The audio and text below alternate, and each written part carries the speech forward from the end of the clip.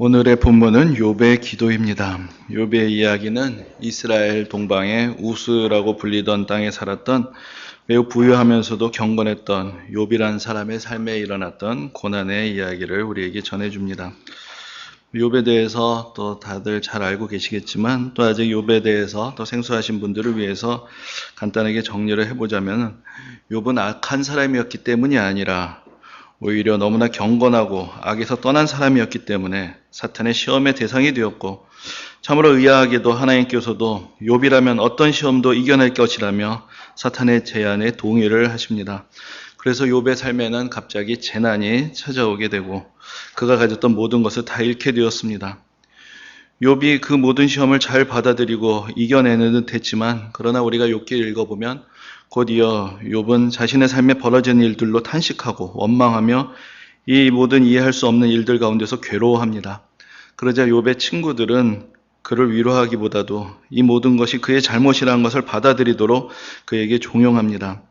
욥기는 그 이후로 욥의 친구들과 욥 사이에서 억울함을 호소하는 욥과 분명히 그의 잘못이 있었을 것이라는 친구들 사이에 지리한 논박으로 이어지다가 마지막에 하나님께서 나타나셔서 욥의 편을 들어주시고 욥이 잃었던 모든 것들을 다시 갚아주시는 그런 이야기로 끝이 나게 됩니다.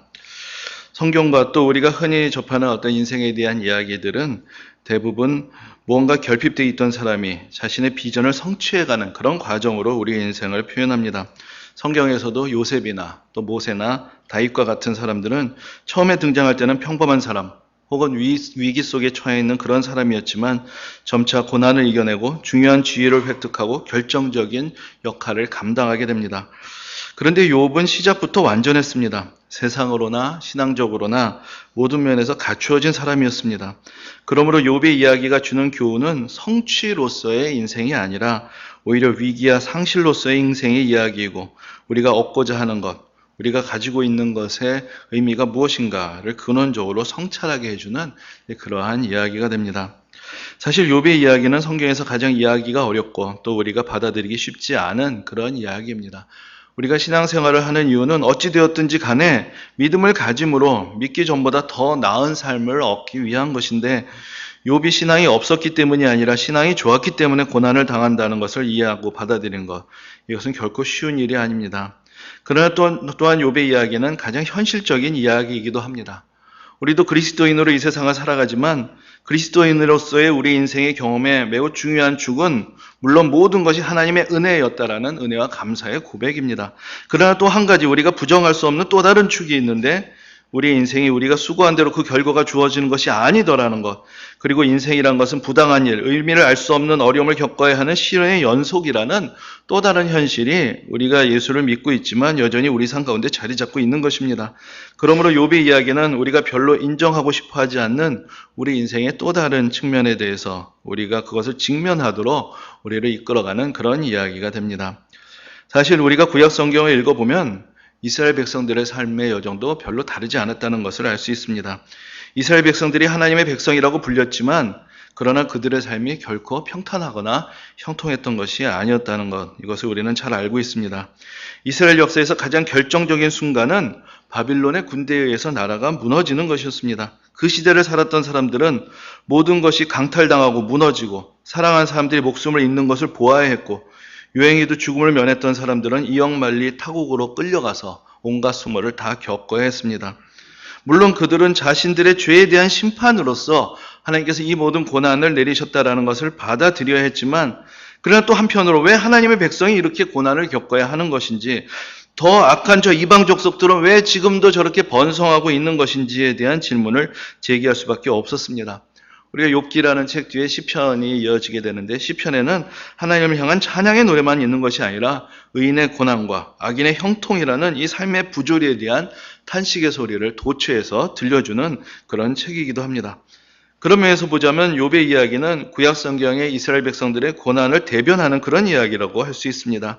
이스라엘 백성들이 실제로 겪어야 했던 고난, 그리고 그 고난 가운데 담긴 하나님의 뜻을 구하고자 하는 그들의 고뇌가 바로 욥의 입을 통해서 표현되고 있는 것입니다. 그리고 더 나아가서 앞에서 말씀드린 대로 욥기의 이야기는 사실 우리 모두의 이야기가 됩니다.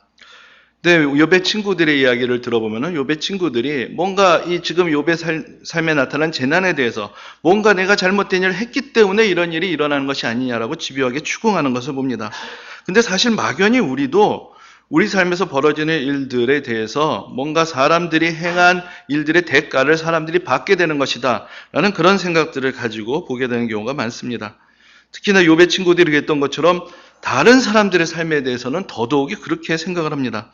물론 여기에 한 가지 한계가 있습니다. 우리들에게는 다른 사람들이 어려움을 당할 때는 거기에는 합당한 이유가 있을 것이라고 생각을 하는 경우가 많지만, 다른 사람들이 뭔가 횡재를 했을 때 거기에도 합당한 이유가 있을 것이라고 인정하는 데는 사실 많이 인색합니다. 그보다는 그야말로 그냥 횡재다, 우연이다, 뭔가 부당하다라고 생각하며 그 사람의 행운의 이유가 그 사람에게 있다라는 것을 인정하는 데는 매우 인색한 경우가 더 많습니다.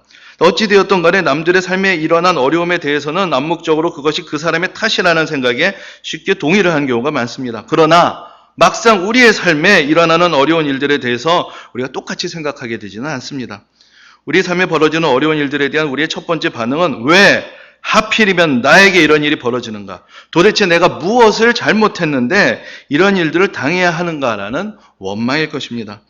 욥의 이야기는 우리의 그러한 원망을 부정하고 억누르며 인과응보의 틀 안으로 끌고 가는 것이 아니라 오히려 그러한 우리의 부당한 부조리함에 대한 호소를 받아주는 그런 이야기가 되는 것입니다. 제가 예전에 전도사로서 사역을 할 때 그 교회에 한 청년이 있었는데, 예배 시간이면 늘 방송실에 들어가서 이제 봉사를 하던 그런 조용하고 성실한 청년이었습니다. 근데 어느 날 그 청년에게서 전혀 예상하지 못했던 이야기를 듣게 되었습니다. 사실 자기는 교회 오는 것이 너무나 두렵다는 것입니다. 무슨 이야기인가 했더니, 교회 오면은 설교 시간에 목사님은 맨날 축복에 대한 이야기만 하시고 예수 믿으면 인생이 형통한다고 말하는데 자기의 삶에는 된 것이 하나도 없다는 것입니다. 원하는 학교에 들어가지도 못했고 원하는 직장을 얻지도 못했고 그저 인생의 답답한 일들의 연속일 뿐인데, 그렇다면 목사님의 말씀대로면 나는 저주받은 인생이 아니냐는 것입니다. 근데 그렇다고 감히 자기로서는 목사님의 말씀이 틀렸다고 할 수도 없고, 그렇다고 교회 가지 않으면 더 안 좋은 일들이 일어날 것 같고, 그래서 자기가 선택한 것이 교회는 가지만 설교를 듣지 않을 수 있는 곳이 방송실이었다는 것입니다. 방송실에 들어가서 문을 닫고 헤드폰을 쓰지 않으면 설교가 들리지 않았기 때문에 자기는 설교 시간에 거기에 숨어 있는 것이다 라는 이제 그런 이야기를 듣게 되었습니다. 물론 그 같은 교회를 다녔던 제 기억에 그 목사님이 늘 그런 어떤 축복의 설교만을 하셨다고 그렇게 기억하지는 않습니다. 어쩌면 그 목사님의 설교의 탓도 있겠지만 또 그 청년뿐 아니라 사실 우리 모두가 어려서부터 하나님에 대해서 우리가 들어오기를 하나님 마치 산타클로스처럼 늘 우리에게 뭔가 좋은 것을 주시는 분이라고만 그렇게 생각을 했기 때문에, 그러다가 막상 자라나면서 삶의 현실을 대하게 되고 우리 모두가 어느 정도는 다 하나님의 부재와 세상의 부조리를 경험하는 그런 경험들을 안고 있지는 않습니까? 사실 그러한 삶에 대해서 그 청년이 더 예민하게 느끼고 겪어가고 있었던 것은 아닌가라는 그런 생각을 해봅니다. 사실 그렇게 생각해보면 욥의 이야기는 어떤 면에서 우리 모두의 이야기가 될 것입니다. 우리가 덮어두었던 이야기, 우리가 차마 드러내지 못했던 이야기, 그것을 욥은 큰 소리로 하나님 앞에 외치며 부당함을 호소하고 하나님의 응답을 요구하는 것을 봅니다. 우리도 믿고 싶어도 믿을 수 없고 순종하고 싶어도 순종할 수 없고 이해하고 싶어도 이해할 수 없는 그런 하나님의 뜻과 대면하는 시간이 있습니다. 그때 우리는 쉽게 포기하고 낙심하고 시험에 들고 믿음의 자리에서 멀어져 가곤 합니다. 우리가 신나가 이뤄가던 그 순간에 그러나 욥은 기도하는 사람으로 하나님 앞에 다가갔습니다. 이해할 수 없는 고난과 풀리지 않는 인생의 모순들을 안고서 그는 여전히 기도했고 그는 탄식하면서도 하나님 앞에 머물러 있었습니다. 우리가 지금 계속해서 기도에 대해서 묵상하고 있습니다. 우리는 왜 기도할까요? 왜 기도해야 할까요? 우리에게 기도는 많은 경우에 무언가를 얻는 수단입니다. 그래서 특별히 결핍된 것이 없으면, 결핍된 것을 느껴지지 않으면 기도의 제목이 무엇인지 이야기하기가 난감해집니다. 그런데 만일 기도가 우리에게 무엇을 얻게 하는 수단이라면 어쩌면 그것은 하나님도 우리 인생에서 무언가를 얻게 하는 하나의 수단이 되어버린다는 그런 의미가 되는 것은 아닐까요? 욥기에서 사탄은 어떤 면에서 하나님과 사람의 명예에 도전을 합니다. 사탄은 욥이 하나님을 경외하는 이유가 하나님께서 주신 소유물 때문이라고 말합니다. 본래 인간에게 하나님은 별로 필요가 없는 존재이고 단지 인간은 물질을 좋아하기 때문에 그것을 공급해 줄 때에만 하나님을 경외하고 사랑하는 것이지, 그렇지 않다면 하나님은 인간에게 별 의미가 없는 존재라고 하나님의 명예에 도전을 하고 있는 것입니다. 또한 그 하나님이 선하게 지으신 인간도 근본적으로 결국은 돈밖에 모르는 세속적인 존재라고 비난을 하고 있는 것입니다.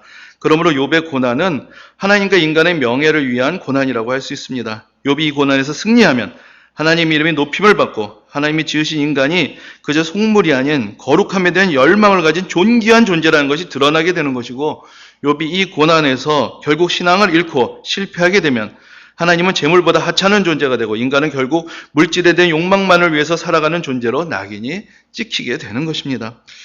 앞에서도 말씀드렸듯이 욥의 이야기는 무언가를 얻어가는 이야기가 아니라 상실에 대한 이야기고 상실의 의미에 대한 이야기입니다. 그러므로 욥기를 통해서 배우는 기도의 의미라는 것은 무엇을 얻기 위한 어떤 방법론이 아니라 보다 근본적인 인생의 의미를 위한 몸부림의 이야기가 될 것입니다. 인생의 부조리함에 무릎 꿇지 않고 희망 없는 세상을 그대로 받아들이지 않고, 그러면서도 그러나 의연하게 모든 것을 받아들이기에는 너무나 버거운 이 삶의 무거움과 우리의 연약함 사이에서 우리는 저항하고 괴로워하고 탄식하고 또 다시 일어서며 우리의 삶의 의미를 찾아가고 또 그 속에서 다시 하나님을 만나게 되는 것입니다. 오늘 본문 속에서 욥의 기도는 욥기에 기록된 욥의 마지막 말이기도 합니다. 앞에서 욥은 하나님을 원망하고 심지어 자기 인생을 저주하기까지 합니다. 그러면서 친구들의 혼란 속에서 자기도 억울하게 생각하며 수많은 말을 쏟아내었습니다. 그리고 그는 하나님께서 그에게 나타나 대답해 주시기를 간절히 원합니다. 자신의 억울함을 들어주시고 자신의 질문에 응답해 주시기를 바랬던 것입니다. 그런데 오늘 본문을 보면 막상 하나님께서 그의 앞에 나타나셨을 때, 하나님의 전능하심 앞에 서게 되었을 때 그는 그동안 자신들이 했던 말들을 다 거두어 드립니다. 무지한 말이었고 이치를 가리는 말이었다는 것을 인정합니다. 무언가를 주장한 것 같으나 사실은 혼란 속에서 주절거린 독백과 같은 것이었고 이해할 수 없는 세상을 살아가는 연약한 인간의 넋두리에 지나지 않는 것이었다라고 그렇게 인정을 하는 것입니다. 물론 그는 여전히 지금도 하나님의 뜻을 구하고 하나님의 답변을 원하지만 이제 그가 원하는 것은 귀로 듣는 답변이 아닙니다. 인생의 부조리함 자체가 다 해명될 것을 더 이상 기대하지는 않는 것입니다. 그 대신에 그는 하나님을 배웠다는 것으로 만족합니다. 하나님 앞에서 자기의 연약함을 깨닫고 자기의 무지함을 깨닫고 그가 저항하던 일들에 대해서 이제는 받아들이게 됩니다. 그러면서 자신의 짧은 지혜로 헤아릴 수 없는 일들이 있다는 것을 인정하며 그 가운데서 궁극적으로 하나님은 선하시며 그 계획하신 일들을 이루심으로 그 선하심을 나타내 보이시는 분이라는 것을 믿기로 작정을 하는 것입니다.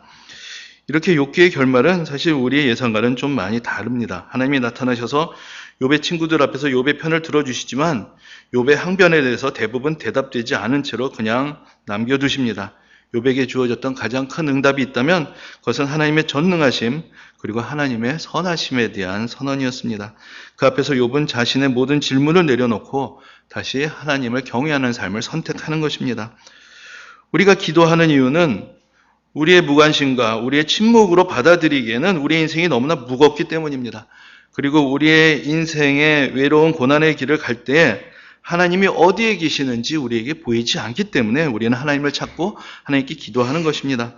그러나 우리가 욥의 기도를 통해서 배우는 것은 우리에게 보이지 않아도 우리가 이해할 수 없을 때에도 우리 인생은 하나님의 전능하신 손 안에 있었다는 사실입니다.